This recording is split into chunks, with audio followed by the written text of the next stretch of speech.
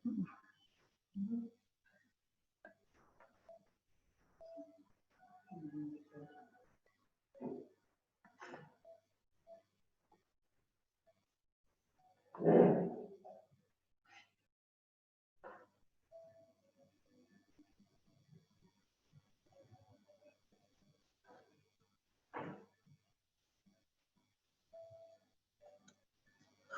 nggak pakai headset.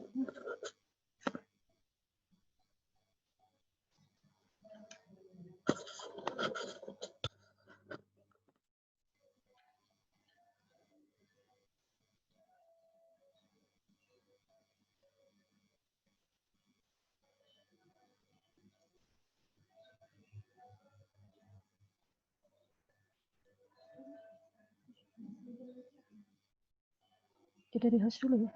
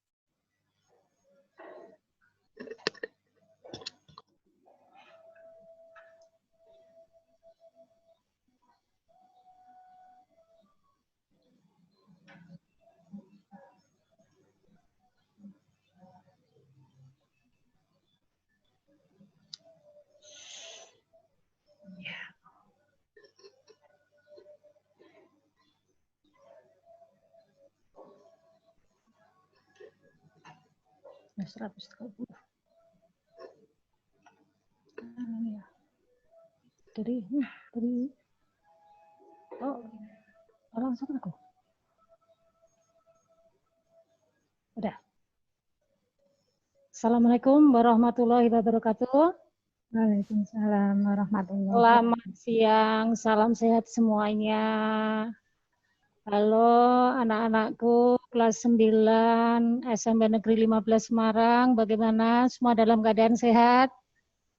Ya, acungkan jempol semua sehat.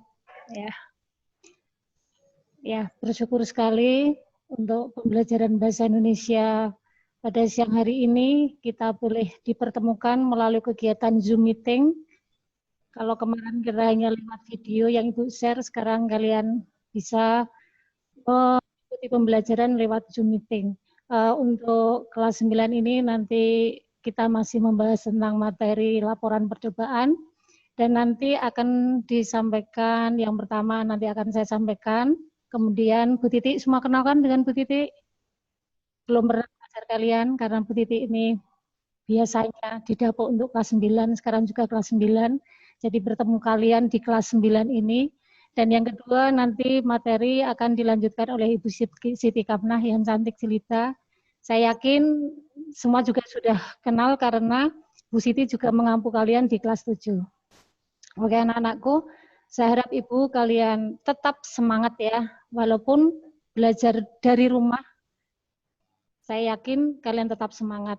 Meskipun di rumah, kalian harus tetap menjaga protokol kesehatan, selalu cuci tangan, kalau keluar rumah pakai masker, dan tetap jaga jarak. Saya yakin kalian semua sudah tahu tentang protokol kesehatan ini. Dan kita sama-sama berdoa, semoga pandemi COVID ini segera berlalu. Amin. Ibu guru, Amin. sangat rindu untuk bertemu dengan kalian. Kelas masing-masing juga merindukan kedatangan kalian. Jadi kita sama-sama berdoa semoga pandemi cepat berlalu dan kita dapat melakukan kegiatan pembelajaran di dalam kelas. Karena Pak kelas 9 ini juga harus mempersiapkan untuk ujian-ujian yang akan dilalui karena nanti juga ada ujian sekolah, ada ujian praktek dan sebagainya. Oke, kalian tetap semangat dan marilah kita akan mulai pembelajaran kali ini yaitu masih membahas tentang laporan percobaan. Nah, laporan percobaan ini juga dapat kalian baca melalui buku paket Bahasa Indonesia kelas 9. Saya yakin kalian sudah mempunyai buku karena kalian sudah meminjam buku tersebut, silakan buka mulai dari halaman 10 sampai halaman 32. Nanti materi laporan percobaan ada di situ. Oke, anak-anak sudah siap semua ya? Kita akan mulai pembelajaran kali ini. Materi pembelajaran Bahasa Indonesia kelas 9 tahun ajaran 2020-2021. Ya, next Bu ini. Jadi kita akan masih membahas bab 1 tentang teks laporan percobaan. Di materi ini nanti untuk bab pertama dan kedua yaitu yang A, pengertian ciri dan informasi dalam teks laporan percobaan. Kemudian B, simpulan informasi dalam teks laporan percobaan. Nanti akan saya sampaikan. Kemudian untuk bagian C yaitu struktur sistematika dan kaidah kebahasaan teks laporan serta penyusunan teks laporan percobaan nanti akan disampaikan oleh Ibu Siti Kamnah. Ya, next. Nah, sekarang akan kita mulai dengan pengertian ciri dan informasi tentang teks laporan percobaan. Nah, apa sih pengertian dan laporan teks percobaan itu? Laporan percobaan atau di sini teks laporan percobaan adalah teks yang berisi paparan data secara terperinci mengenai apa hasil praktek, pengamatan, dan penelitian. Nah, jadi teks laporan percobaan itu dibuat setelah kita melakukan suatu eksperimen, pengamatan, atau penelitian yang sudah dilakukan.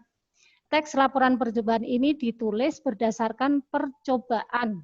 Nah, jadi intinya apa? Kita melakukan percobaan dulu, melakukan pengamatan dulu, baru setelah itu kita dapat membuat teks laporan percobaan.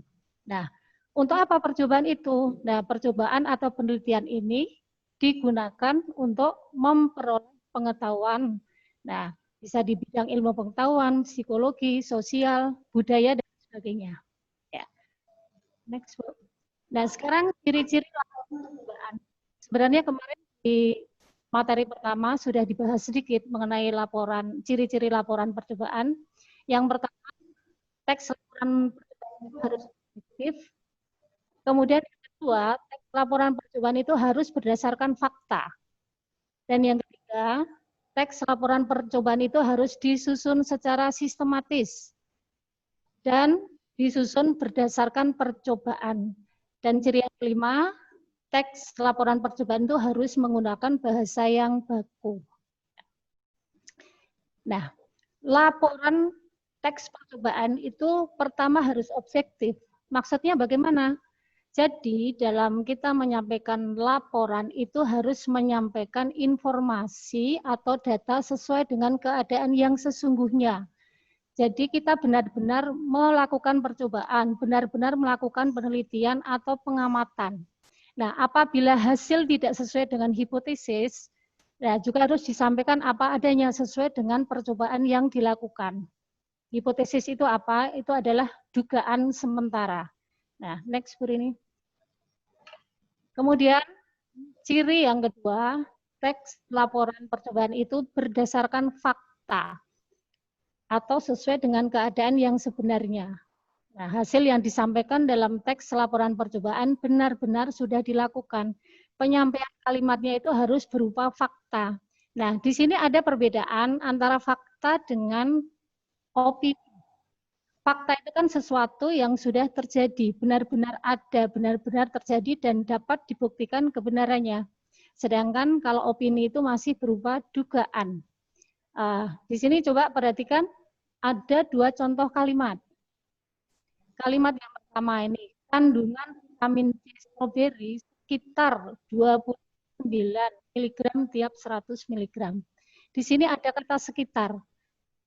Kata sekitar ini belum berupa fakta. Karena apa? Karena masih dugaan. Nah, kemudian bandingkan dengan kalimat yang kedua. Terkandung 54 mg vitamin C dalam setiap 100 mg jeruk. Nah, ini sudah merupakan fakta. Nah, jadi ada perbedaan antara fakta dengan opini. Usahakan dalam membuat teks laporan hasil percobaan, kalian nanti menggunakan kalimat-kalimat yang berupa fakta. Jadi benar-benar terjadi dan ada buktinya. Ya, next Bu ini. Kemudian untuk ciri berikutnya, teks laporan percobaan itu harus sistematis. Sistematis artinya teratur, mengikuti ketentuan yang dimiliki oleh laporan tersebut. Nah, untuk sistematika lebih lanjut, nanti bagaimana kalian harus membuat teks laporan hasil percobaan, nanti sistematikanya akan dijelaskan oleh Ibu Siti Kamnah. Nah, ini saya baru menjelaskan sedikit mengenai ciri-cirinya. Nanti untuk sistematikanya nanti akan dijelaskan oleh Ibu Siti Kamnah. Jadi harus sistematis, teratur, ya, mengikuti kaidah yang sudah ditentukan dalam penulisan teks laporan percobaan. Ya. Kemudian untuk ciri laporan teks laporan hasil percobaan berikutnya adalah ya next ini disusun berdasarkan hasil percobaan. Jadi teks laporan hasil percobaan ditulis berdasarkan percobaan yang telah dilakukan. Hasil itulah yang nanti akan dilaporkan kepada pembaca. Misalnya di sini kalian berkelompok membuat sebuah percobaan. Misalnya kalau di dalam teks itu melakukan percobaan meneliti kandungan listrik yang ada pada buah. Jadi kalian mungkin bisa di situ menyediakan buah-buah yang harus diteliti. Nah, jadi benar-benar dilakukan percobaan. Kemudian hasilnya seperti apa? Nanti dituliskan.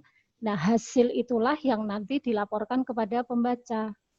Ya, jadi untuk membuat teks laporan hasil percobaan, memang kalian harus benar-benar melakukan percobaan ataupun penelitian.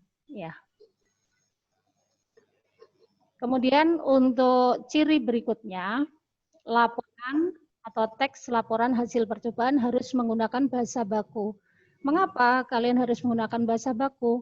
Karena teks laporan percobaan ini menyajikan suatu percobaan dan digolongkan ke dalam teks yang ilmiah. Karena itu, karena teksnya ilmiah, maka harus menggunakan bahasa Indonesia yang baku. Jangan mencampur adukkan dengan menggunakan bahasa yang tidak baku. Dalam teks laporan percobaan perlu diperhatikan menggunakan bahasa Indonesia yang baku dan sesuai dengan kaidah yang sudah ditentukan, yaitu dari EYD. Berikutnya, Bu. Nah, ini adalah tadi ciri-ciri mengenai teks laporan hasil percobaan. Nah, sebelumnya, Bu. Nah, sekarang informasi apa saja yang harus terdapat dalam sebuah teks laporan percobaan. Yang pertama, dalam sebuah teks laporan percobaan itu mengandung 5W dan juga 1H. Seperti mungkin kalian waktu kelas 8 dulu pernah membuat berita. Jadi unsur-unsur yang terkandung di dalamnya ada unsur 5W dan 1H. Yang pertama, apa? Apa objek percobaan yang dilakukan. Nah, jadi kalian tentukan dulu, kalian akan melakukan percobaan tentang apa. Kemudian yang kedua, pelaku percobaan. Nah, siapa yang melakukan percobaan itu? Misalnya kalian berkelompok atau bisa laporan percobaan ini bisa juga dilakukan secara individu. Kemudian why atau mengapa. Kalian juga harus membuat tujuan percobaan itu untuk apa. Nah, kalau tadi sudah misalnya objek percobaannya itu untuk meneliti kandungan listrik yang ada pada buah. Kemudian pelaku percobaannya adalah kalian. Ya, bisa secara individu atau secara berkelompok. Nah, kemudian tujuan percobaannya itu untuk apa? Nah, tentu saja di situ untuk melihat kandungan listrik yang ada pada buah. Jadi dari bermacam-macam buah, itu manakah yang mempunyai kandungan listrik yang paling tinggi misalnya. Kalian mungkin nanti bisa juga menyimak di buku ya, di buku paket kelas 9 di situ ada. Kemudian waktu percobaan. Kapan kalian melakukan percobaan itu? Kalau misalnya kita sudah bisa melakukan KBM secara tatap muka, kita bisa melakukannya secara bersama-sama di dalam kelas. Tapi karena situasi masih seperti ini, mungkin kalian bisa melakukan di rumah masing-masing. Ya. Kemudian tempat percobaannya di mana? Tempat percobaannya ya bisa di rumah, bisa di sekolah, ataupun di manapun. Kemudian bagaimana percobaan itu dilakukan? Nah, jadi langkah-langkahnya. Pertama, kalian mungkin mempersiapkan alat dan bahannya, kemudian kalian mulai melakukan percobaan itu, kemudian mencatat hasilnya, kemudian dibuat kesimpulannya, dan seterusnya. Nah, nanti ini berkaitan dengan sistematikanya. Nah, next screen. Ya, kita lanjutkan. Nah, tadi adalah yang pertama. Kemudian yang kedua, bagaimanakah kalau kita akan menyimpulkan informasi dalam teks laporan percobaan? Yang pertama, menentukan informasi dalam teks laporan percobaan, dan yang kedua, menyimpulkan informasi dalam teks laporan percobaan. Ini misalnya kita sudah membuat suatu laporan percobaan, atau kalian membaca laporan percobaan yang ada di dalam buku. Nah, bagaimana cara menyimpulkannya? Next. Nah, yang pertama ini menentukan informasi dalam teks laporan percobaan. Yang pertama kita lihat dulu apa judul laporan percobaan tersebut. Kemudian yang kedua, apa objek laporan percobaan tersebut. Kemudian langkah berikutnya, apa saja alat dan bahan yang digunakan dalam laporan percobaan tersebut. Nah, kemudian berikutnya, apa hasil yang didapat dalam laporan percobaan tersebut. Siapa pelaku percobaan tersebut. Kemudian mengapa percobaan tersebut dilakukan. Kemudian langkah berikutnya, kalian tentukan informasinya kapan laporan percobaan tersebut dilaksanakan. Nah, kemudian di mana percobaan tersebut dilaksanakan dan bagaimana langkah-langkah dalam percobaan tersebut. Nah, ini anak-anak, misalkan kalian membaca sebuah laporan percobaan. Nah, kemudian untuk menentukan informasinya, ya langkah-langkahnya seperti ini. Mulai dilihat apa judulnya, apa objek laporan percobaannya, alat dan bahan yang digunakan apa, dan sebagainya. Jadi kalian bisa lihat langkah-langkah yang ada di sini. Nah, setelah itu kalian bisa menentukan informasi apa saja yang terdapat dalam teks laporan percobaan tersebut. Ya, next ini. Kemudian setelah kalian membaca, kemudian kalian dapat menyimpulkan informasi dalam laporan percobaan. Nah, untuk menyimpulkan informasi dalam suatu teks laporan percobaan, yang pertama, kalian harus membaca dengan seksama laporan percobaan. Nanti di sini sekalian Ibu akan berikan latihan mengenai bagaimana menyimpulkan informasi dalam laporan percobaan. Yang pertama, baca dengan saksama laporan percobaan yang sudah ditentukan. Kemudian, catat setiap informasi yang terdapat dalam laporan percobaan tersebut. Nah, ingat unsur 5W dan 1H. Ingat kan? Pasti. Ini kelas 9 sudah sangat familiar sekali dengan 5W dan 1H. Dan yang ketiga, kalian menyimpulkan informasi dalam laporan percobaan tersebut. Nah, di sini ada sebuah contoh dari teks laporan percobaan. Nanti kalian juga bisa membuka buku paket kelas 9, kalau tidak salah ini ada di halaman 12. Ini ada contoh teks laporan percobaan. Nah, kalian sudah membuka buku? Nah, coba dilihat contoh laporan tentang kelelawar yang merupakan mamalia. Atau kalian juga bisa baca melalui video ini. Coba kalian perhatikan, kelelawar merupakan mamalia. Mereka satu-satunya mamalia yang dapat terbang. Ada lebih dari 1000 jenis kelelawar seperti kelelawar vampir, kelelawar telinga panjang, kelelawar ekor 3, dan kelelawar buah. Kelelawar tampangnya mirip tikus. Ya, saat terbang bersama, mereka seperti tikus terbang. Beberapa kelelawar makan makan darah, buah, ikan, dan juga kaktus. Kelelawar dapat mendengar dari jarak 1 km. Mereka jenis nokturnal. Kelelawar melihat dengan pupil mereka. Oleh karena itu, mereka membuka matanya lebar-lebar untuk melihat. Kelelawar memiliki bayi. Kelelawar menyusui anaknya. Selama setahun, kelelawar memiliki 3 bayi. Nah, ini adalah contoh laporan percobaan melalui penelitian tentang kelelawar atau mamalia. Nah, tadi di slide sebelumnya, kalian dipersilakan untuk membaca teks ini, kemudian coba untuk kembali ke slide sebelumnya, Bu. Kalian sudah membaca laporan tersebut, kemudian kalian catat setiap informasi yang terdapat dalam laporan tersebut. Nah, catat setiap informasi yang terdapat dalam laporan tersebut. Nah, kemudian simpulkan informasi dari laporan tersebut. Nah, anak-anak paham ya? Nah, ini sekaligus kalian berlatih untuk menyimpulkan informasi yang terdapat dalam laporan percobaan.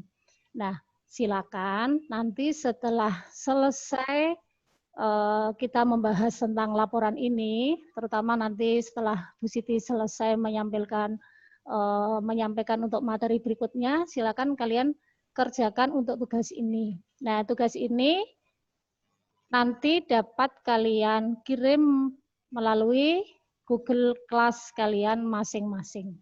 Nah, seandainya ada dari beberapa teman kalian yang tidak sempat mengikuti kegiatan Zoom ini, kegiatan Zoom ini direcord atau direkam yang nanti dapat di-share melalui Google Classroom kalian masing-masing atau kalian bisa menyaksikannya lewat YouTube.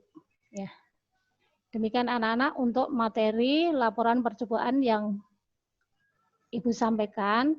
Nanti kalau ada hal-hal yang kurang jelas, silahkan kalian memberikan pertanyaan atau tanggapan melalui chat Zoom ini, dan nanti kami akan berusaha untuk menjawab pertanyaan kalian. Jadi silakan kalau ada yang kurang jelas, silakan bertanya melalui kegiatan chat, atau bisa juga nanti kita berinteraksi melalui kegiatan Zoom ini. Ya, kemudian untuk materi berikutnya nanti mengenai sistematika dan juga mengenai struktur kebahasaan dari teks laporan percobaan akan disampaikan oleh Bu Siti Kamnah. Sekian dulu dari Bu Titi.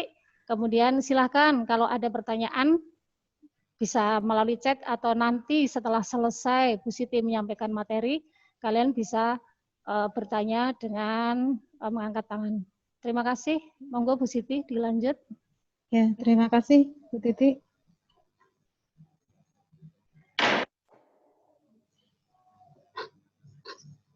Terima kasih Bu Titi atas waktu yang diberikan untuk melanjutkan materi yang selanjutnya, masih berkaitan dengan laporan hasil percobaan. Untuk bagian yang ketiga yaitu tentang struktur, sistematika, dan kaidah kebahasaan teks laporan percobaan. Untuk struktur teks laporan percobaan dibagi menjadi 2 bagian, yaitu yang disebut dengan bagian atau pernyataan secara umum, klasifikasi secara umum. Pernyataan itu isinya adalah menentukan klasifikasi aspek dari sesuatu yang dibahas secara umum. Jadi bagian ini bahasannya, isinya membahas hal-hal yang masih bersifat umum. Kemudian Setelah dibahas secara umum, masuk ke bagian yang kedua yang disebut dengan bagian uraian. Apa itu bagian uraian? Bagian uraian itu adalah bagian yang isinya menggambarkan sesuatu yang dibahas secara terperinci. Bagian per bagian, kebiasaan atau kebutuhan, penggunaan bahan dan alat, perilaku alamiah, dan hal khusus. Itu untuk bagian uraian. Jadi intinya untuk struktur teks laporan percobaan ada dua bagian. Ibu ulangi lagi, bagian yang pertama disebut bagian umum atau pernyataan itu masih bersifat umum. Yang kedua, bagian itu berupa bagian uraian, lebih terperinci lagi isinya. Selanjutnya, untuk sistematika teks laporan percobaan itu meliputi 10 hal. Yang pertama yaitu judul. Laporan percobaan itu yang pertama menuliskan judul laporan percobaan. Setelah selesai kalian melaksanakan percobaan, yang pertama adalah menuliskan judul laporannya. Judul ditulis dengan huruf kapital di huruf paling awal setiap kata. Yang kedua, objek laporan percobaan. Yang ketiga, pelaku percobaan. Siapa pelaku percobaan? Kalian misalnya melakukan percobaan ketika kelas 8 atau mungkin kelas 7.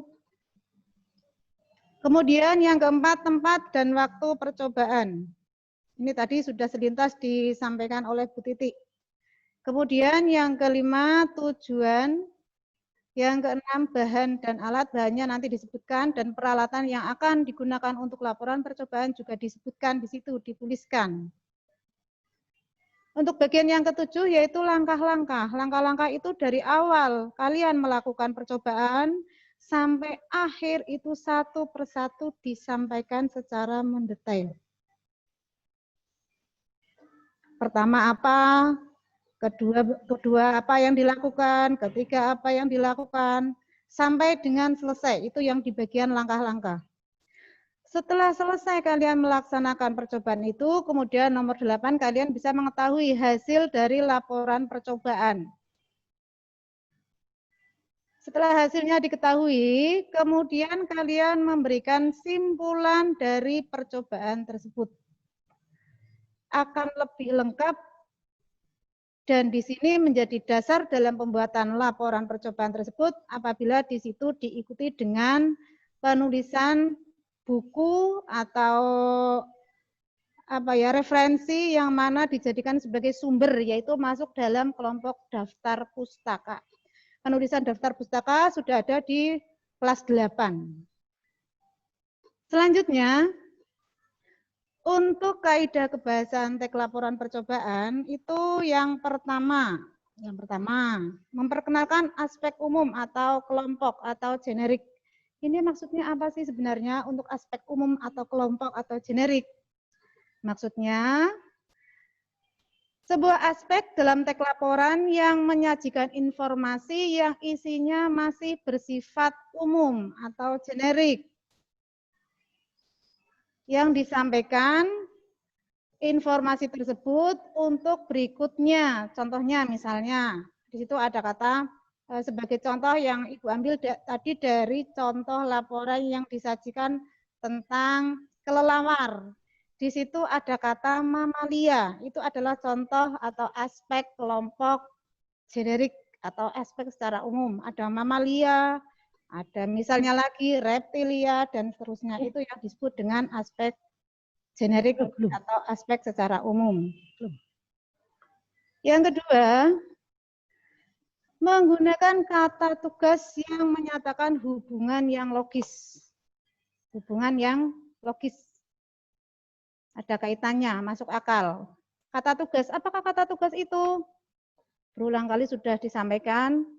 Kata tugas merupakan sebuah kata yang mana di situ kata tersebut bisa mempunyai arti atau dapat mempunyai arti jika kata-kata tersebut dihubungkan dengan kata yang lain. Contoh di sini yang masuk dalam kata tugas, preposisi atau kata depan. Contoh kata depan apa saja? Dulu di kelas 7 sudah pernah. Ada kata di, ada kata ke, ada kata dari, dan seterusnya. Kalau kata di saja itu tidak mempunyai arti secara leksikal, tapi kalau digabungkan dengan kata misalnya di rumah, itu kan mempunyai arti keberadaan di rumah. Itu namanya makna secara gramatikal. Seperti itu untuk yang kata tugas. Selanjutnya menggunakan kalimat aktif. Kalimat di mana kalimat aktif adalah kalimat di mana kalimat tersebut menyatakan kegiatan. Itu kalimat aktif. Selanjutnya menggunakan kata kerja aktif atau menggambarkan yang mana menggambarkan proses dan aksi. Selanjutnya, kaidah kebahasan selanjutnya yaitu menggunakan kata serapan atau istilah. Menggunakan kata serapan atau istilah khusus sesuai bidang ilmu yang berkaitan dengan objek yang diamati. Kalian nanti mau mengamati dalam percobaan tersebut apa? Nah, di situ kalian menggunakan kata serapan. Apakah kata serapan itu? Apakah kata istilah itu? Kata serapan merupakan sebuah kata yang mana kata itu diambil dari bahasa asing yang sudah diintegrasikan ke dalam suatu bahasa dan pemakaiannya diterima oleh si pemakai secara umum. Ini contoh, hanya contoh. Contoh kata serapan misalnya kata komputer. Itu diambil dari bahasa asing. Penulisannya kata komputer, kalau sudah diserap ke dalam bahasa Indonesia, tadi kalau menuliskannya kan menggunakan kata baku, berarti komputer tulisannya pakai K, komputer. Sebenarnya itu kata komputer itu berasal dari serapan asing. Asal katanya adalah tulisannya C, komputer. Jadinya komputer, sudah diterima.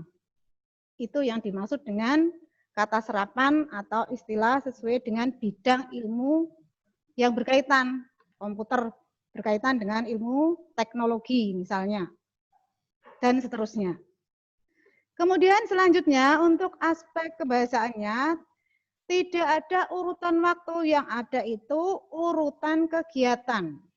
Dari kegiatan 1 di langkah-langkah, terus kegiatan kedua, selanjutnya, kemudian sampai dengan selesai.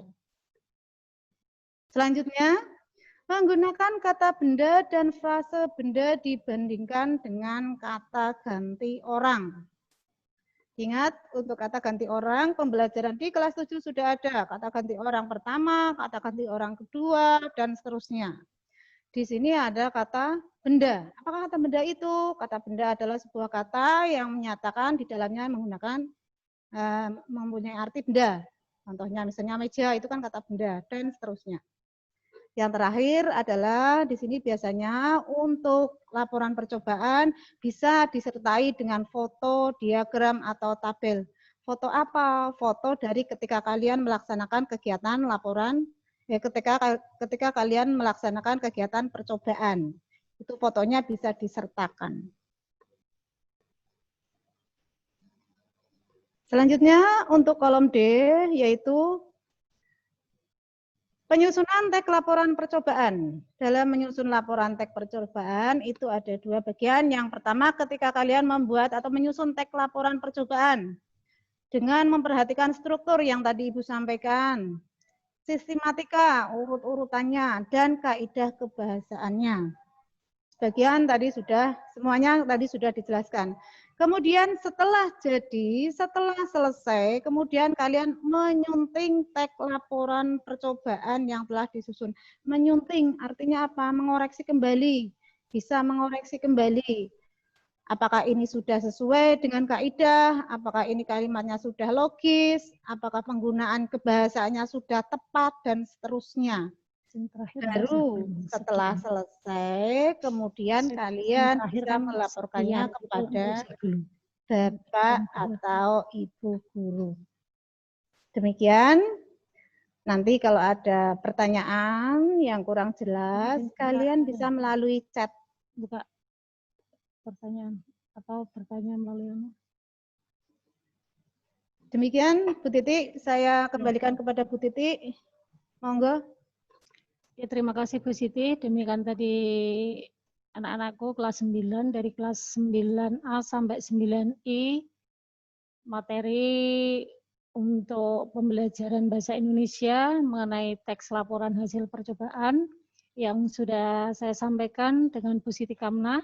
Nah, jika ada hal-hal yang mungkin kalian belum jelas atau ada hal-hal yang mau ditanyakan, silahkan kalian bisa bertanya atau mungkin menanggapi materi yang sudah disampaikan, bisa melalui chat Zoom atau kalian bisa melakukan pertanyaan secara langsung.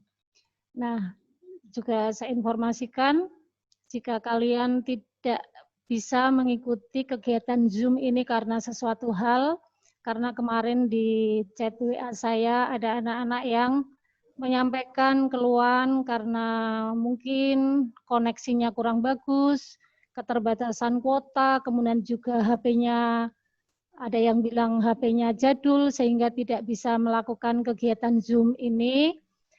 Silakan nanti kalian bisa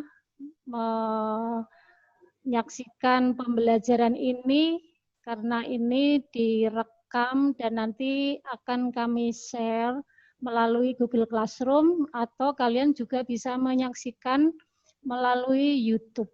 Ya, demikian anak-anakku, di sini ada partisipan lebih dari 190. Nah, silahkan kalian kalau mau mengajukan pertanyaan. Atau kalian mungkin sudah jelas semua dari kelas 9A atau kelas 9I? Bagaimana?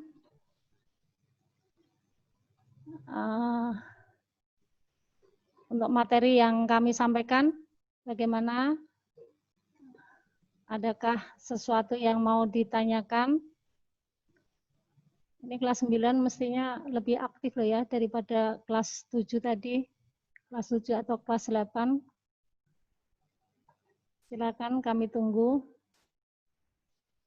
Yang mau menanyakan materi. Ini kalau dari chat belum ada yang ditanyakan. Oh ya, ini ada pertanyaan dari chat ini dari Yonatan, kelas 9H, kalau tidak salah. Bu, kata serapannya itu komputer atau komputer. Nah, tadi yang menyampaikan Bu Siti. Monggo Bu Siti dijawab. Oke, terima kasih untuk pertanyaannya. Tadi Ibu menyampaikan yang kebahasaan tentang kata serapan ya anakku ya. Siapa Bu Titi? Jonathan. Jonathan, kelas 9H. 9H, oh ya. Oke, kata serapan atau kata istilah. Oke, nak? Ya, dengar ya. Kata serapan atau kata istilah. Kata serapan atau kata istilah itu artinya itu kata yang mana kata itu diambil dari bahasa asing. Yang mana kata itu setelah dipakai oleh pemakainya secara umum diterima. Ini sebagai contoh tadi Ibu contohkan, kata komputer. Ibu menyampaikan kata komputer. Tulisan yang sudah menjadi kata serapan adalah misalnya di sini adalah kata komputer, tulisannya K. Itu sudah diterima. Sudah diintegrasikan ke dalam bahasa Indonesia yang baku. Kata komputer yang menggunakan K itu sudah diterima asal dari kata komputer itu berasal dari kata komputer tulisannya yang pakai C. Komputer, bahasa asing, bahasa Inggris, komputer. Jadi di Indonesia, dibakukan menjadi diintegrasikan menjadi komputer. Begitu? Ya. Monggo Bu Titi kalau mau menambahi. Ya, terima kasih. Kelihatannya sudah jelas ya yang disampaikan oleh Bu Siti. Jonathan sudah jelas ya. Kemudian tadi ada yang resen, Bu. Erlina Damayanti dari kelas 9D. Ya, dipersilakan Erlina.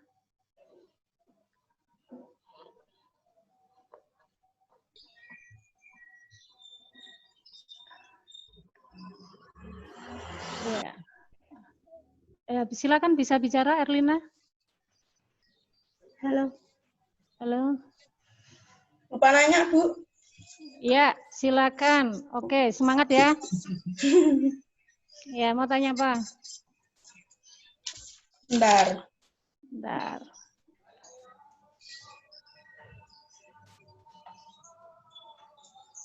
Ya. Ya. Yuk. Ananda Erlina dari kelas 9D ini mau mengajukan pertanyaan. Nanti juga akan berusaha kami jawab. Nanti bisa dari saya ataupun dari Bu Siti Kamnah. Ya, ayo ditunggu pertanyaannya.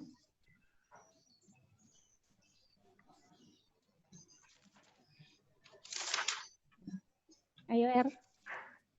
Bentar, Bu. Tadi aku nyatet. Masih mencari apa itu? Semangat belajar anak-anakku semua, walaupun siang.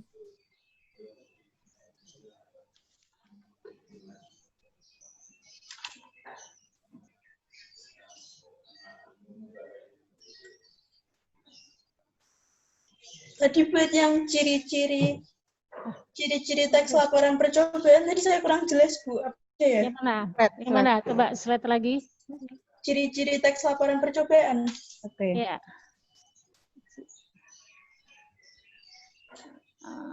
Ciri-ciri teks laporan percobaan. Yang B.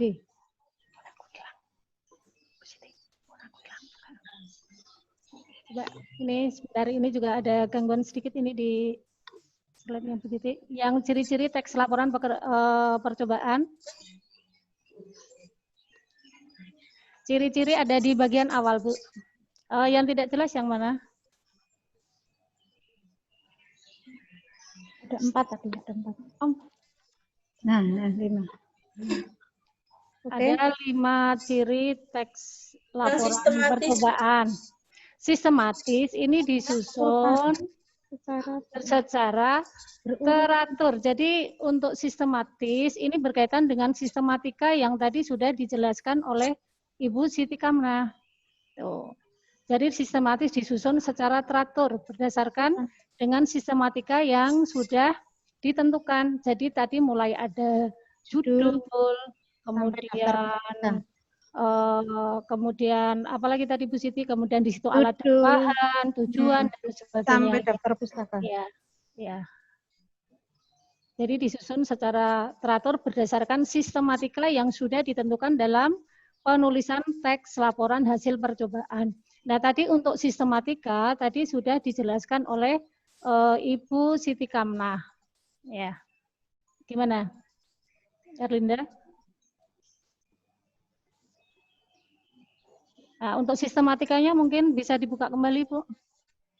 Sistematika laporan percobaan.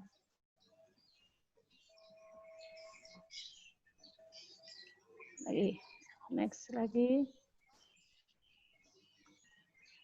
Ya, lagi untuk sistematikanya. Nah, jadi sistematikanya ini. Mulai dari judul, objek, pelaku percobaan, tempat dan waktu percobaan, kemudian juga menentukan tujuan, bahan dan alat, langkah, hasil percobaan, simpulan, dan juga daftar pustaka. Tuh. Jadi sistematis itu disusun secara teratur berdasarkan sistematika yang sudah ditentukan. Ya, demikian.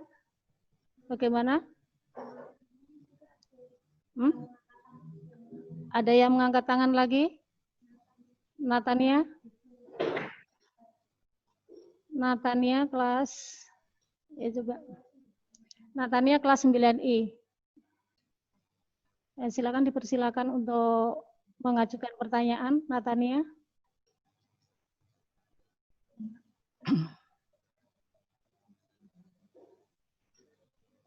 Natania, jadi bertanya ya. Alvira. Jadi tanya enggak Natania?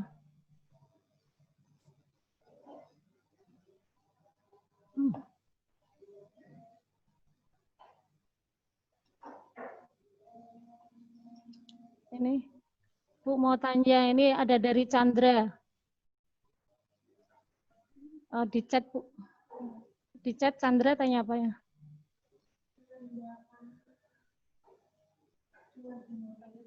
Iya Bu mau tanya, yang tanya Pak Ayo di sini anak-anak ini sudah kelas 9, jadi untuk chatnya tolong berkaitan dengan materi ya. Ananda Chandra jadi tanya apa? Ini ada Bu mau tanya. Nah, tapi pertanyaannya apa? Di situ tidak diberikan. Ya. Tadi ada yang mengangkat tangan lagi tadi? Alda? Alda. Ya, Alda. Ya, Alda. Alda. Kelas apa itu Alda? Alda? Ya. 9F. Alda kelas 9F dipersilakan ya, sudah bisa mulai mengajukan pertanyaan. Suaranya? Volumenya, volume nak. Di unmute dulu. Sudah, ya silakan.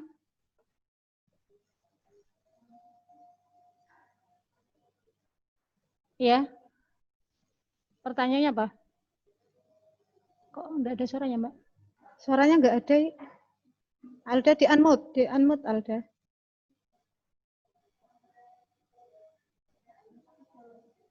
Ini kok enggak ada suaranya?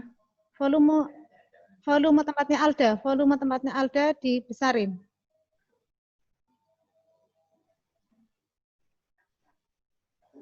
Ya, silakan. Anak Ibu Siti ini. Ya, anak Ibu Siti.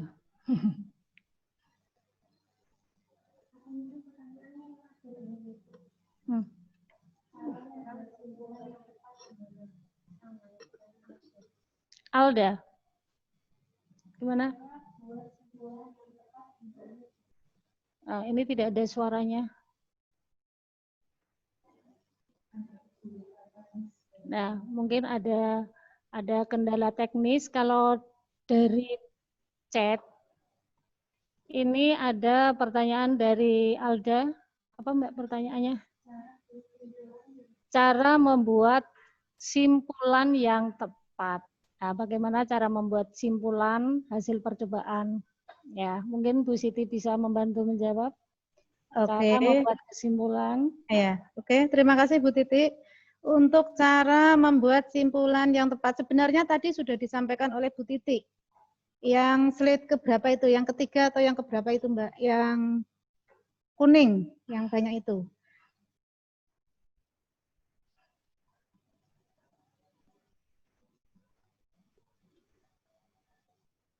Sebelum ini, yang kuning tadi. Oh, setelahnya Pak ya. Itu ada cara. Ketika kalian mulai akan membuat simpulan, yang pertama kalian kan harus menentukan dulu. Membaca dulu. Selanjutnya lagi Mbak, ada lagi tadi. Sudah disampaikan Bu Titi. Nah ini. Ini kan kalian ketika akan membuat simpulan, itu kalian harus yang pertama dari membaca. Setelah membaca, kemudian mengetahui dalamnya, dimulai dari objeknya. Setelah itu dari alat dan bahan sampai dengan selesai. Setelah selesai dari A, dari awal tadi, sebenarnya kalian bisa menuliskan apa namanya, pokok-pokoknya dulu. Pokok-pokoknya dari awal sampai akhir. Itu sudah menunjukkan sebuah simpulan jika nanti dirangkaikan dalam sebuah paragraf. Begitu ya Bu Titi ya? Ya. Jadi dari awal sampai akhir kalian membaca secara utuh, kemudian diambil inti dari paragraf tersebut, dari awal dari judul sampai dengan selesai, itu baru kalian bisa menuliskan simpulan secara utuh. Seperti itu Alda? Ya. Oke. Terima kasih Bu Siti sudah membantu memberikan jawabannya. Ini anak-anak tidak terasa ya durasi kita ternyata sudah 1 jam. Nah, jadi untuk materi kali ini karena kita memang juga terbatas waktu, mohon maaf untuk mungkin kalau ada pertanyaan-pertanyaan yang lain mungkin bisa meninggalkan pertanyaan di kolom chat. Karena ini keterbatasan waktu, jadi kami tidak bisa menjawab satu persatu. Durasi kita hanya 1 jam dan ternyata kita sudah 1 jam lebih. 1 jam, kurang 5 menit. Nah ini juga banyak chat, ini sudah ada anak-anak yang mungkin hampir kehabisan kuota. Ya, jadi untuk tugas yang harus anak-anak sampaikan ke kami tadi, kalian baca teks laporan percobaan tentang kelelawar tadi, itu ada di buku halaman 12. Kemudian pertama, kalian tuliskan informasi penting yang ada di situ berkaitan dengan 5W dan 1H, dan kemudian simpulkan informasi tersebut. Ya, cukup gampang kan? Ya. Nanti untuk tugas, kalian bisa mengirimkan tugas tersebut kepada Ibu melalui classroom kalian masing-masing.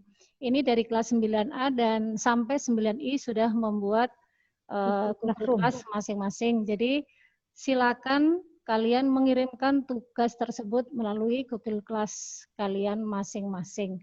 Nah, anak-anak, slide terakhir Mbak, kiranya hanya sampai di sini materi yang dapat Ibu sampaikan dengan Ibu Siti Kamnah. Kalian harus tetap semangat, meskipun di rumah tetap belajar dengan baik.